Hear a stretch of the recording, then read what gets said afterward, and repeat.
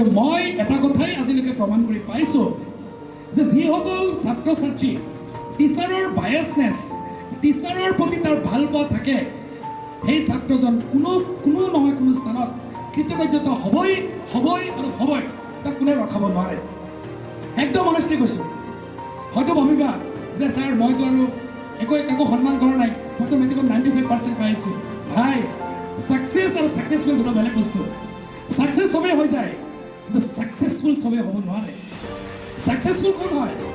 যোনে নিজৰ লগতে সমাজখনত চাই, যিজনৰ কাৰণে সমাজখন অপেক্ষা কৰে যে অমুক ছোৱালীজনী আহিব, আমাৰ ঘৰৰ শুভ কামটো আৰম্ভ কৰিম, অমুক ছোৱালীজনীৰ পাৰ্মিশ্যন লাগিব, অমুক ল'ৰাৰ পাৰ্মিশ্যন হ'লে মোৰ ছোৱালীজনীক, মোৰ ল'ৰাজনক অমুকৰ তাত আমি বিয়া দিম, সেই মানুহজন আহিলেহে সেই ৰোগীজনক হস্পিটেলত আমি এডমিশ্যন দিম।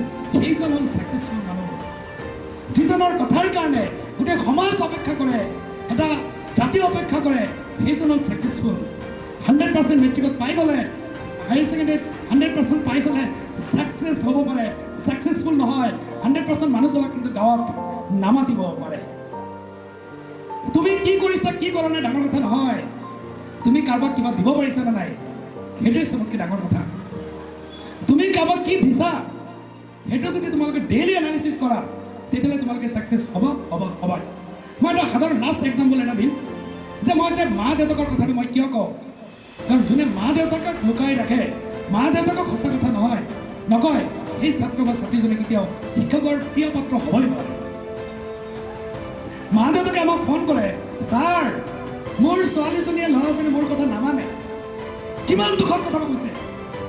আপুনি কথাটো ক'লে মানিব, তোমালোকৰ কাৰণে সৰু কথা হ'ব পাৰে, কিন্তু মোৰ কাৰণে সৰু কথা নহয়, কাৰণ মোৰ জীৱনৰ আধা কাল মই পাৰি কৰি দিছোঁ আৰু প্ৰত্যেক গাৰ্জেনৰ লগত আমি ইণ্টাৰেকশ্যন কৰিছোঁ।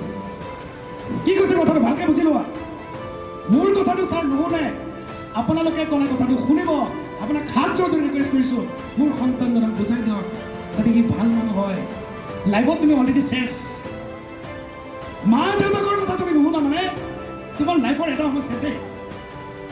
গতিকে মই আজিৰ পৰা মই ছাত্ৰসকলক এটাই আহ্বান জনাম যে প্ৰথম মা দেউতাকৰ সন্মান কৰিবলৈ শিকা, তাৰপিছত অট'মেটিকেলি শিক্ষকসকলৰ প্ৰতি সন্মান আহি যাব। মা দেউতাকৰ অপশ্যন নাথাকে। ছোৱালীজনী যদি চোৰ হয়, ল'ৰাজন যদি চোৰ হয়, মা দেউতাকে একচেপ্ট কৰিবই, কিন্তু বেলেগ মানুহে তোমাক কিন্তু একচেপ্ট নকৰিব। দেউতাই মাকে একচেপ্ট কৰে কাৰণেই তুমি যে চব কৰিবা, সেইটো কষ্ট পায়, হয়তো কষ্টটো তোমাক নেদেখুৱায়। যিজনৰ বাপেকে পকেটত আছে 10 টকা, 15 টকা দামৰ কলেজত এডমিশ্যন দিয়ে, সেইজন বাপেকে গম পায় যে পঢ়াবৰ কাৰণে কিমান পৰ্যায়ত ছেক্ৰিফাইচ কৰিব লাগে। পকেটত আছে 10 টকা, কলেজত এডমিশ্যন দিছে 15 টকা, 5 টকাটো কষ্ট কৰি উপাৰ্জন কৰিহে দিব। গাত শক্তি থাকক বা নাথাকক, কিয় দিয়ে?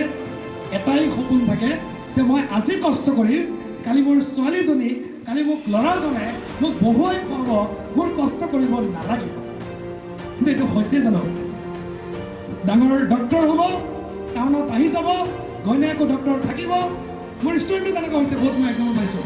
মা দেউতাক থাকিব গাঁৱত, মা দেউতাকক ক'ব, মা তুমি কি জানা? মাক ক'ব, দেশ তোমালোকে কি চলাই থাকা, দিয়াচোন চাওক ইনষ্টাগ্ৰামটো কেনেকৈ চলাই। তুমি নোৱাৰিবা।